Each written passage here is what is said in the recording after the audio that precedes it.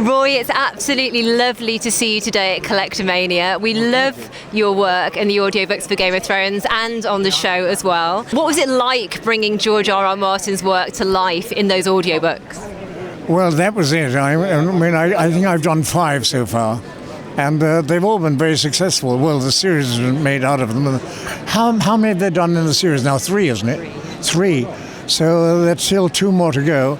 And George tells me he's got another one nearly ready, so that'll be at least a few more years' work anyway. But I enjoy doing it. What was interesting, I had to find voices for so many different characters. I think in episode 3, I had to find voices for 240 different characters, and in episode 5, I had to find voices for 310 different characters. So I was beginning to run short of nationalities after a while. I mean, how do you go about creating all of those different voices and remembering them as well? Yeah, well, I didn't always remember them. I had to make out a list in alphabetical order of all the characters I'd done. I think I finished up with 17 foolscap pages of all the different characters.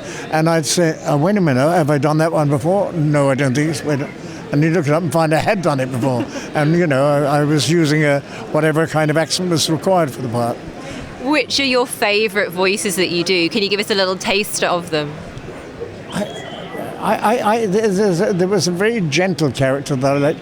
He talked right like that, and he was extremely old and very, very sensitive and extremely sweet man. I quite liked him. I've forgotten his name now, but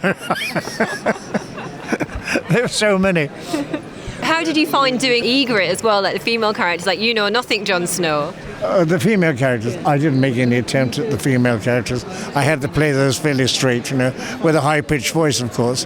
But I couldn't make any attempt at doing female characters. Do you keep in touch with George about what he's doing? I get it, yeah. As a matter of fact, on my, my 90th birthday, he came to New York, not New York, to Los Angeles. He came up from deep south where he lives, and spent a couple of days with me in Los Angeles. And he came to a party we had on my birthday night, and he was great fun. So we enjoyed it tremendously. And I hope that he's working on another episode now, and we should be able to record it soon. Oh, fantastic! Look forward to that, definitely. And of course, you've been in the TV show as well, haven't you? What did you enjoy about your character on that? Yeah, well, I was supposed to be in. I was supposed to have a leading role in the series, but unfortunately, I got cancer, and I had to go into hospital and have all kinds of operations and things. Well, I'm totally cured of it now. Totally cured. That's good. Good. They didn't have a part they could find for me, so I played, what was his name? Hallyne. Yeah. Hallyne. What was he? Pyromancer. Pyromancer, yeah. Whatever that is. Yeah, at least I was in it. And they have promised that when they find the right part, I can come back and do something else. Oh, we'd absolutely love to see that. And one of our viewers is wondering whether you still keep in touch with Ron Perlman, who you worked with so memorably on Hellboy 2 and also Beauty and the Beast. Well, that's true, yes. And because, I worked with Ron Perlman on not only on Hellboy, but he's such a great actor, Ron, and we did Beauty and the Beast together for many years. And I still see a lot of him. We have lunch most Fridays at a little restaurant we know in Los Angeles. I'm going back to Los Angeles. I have to go back in December, but I don't know for how long this time. And finally, what would you like to say to the fans out there that you've made throughout your career, and especially from the Game of Thrones audiobooks and your part in the show?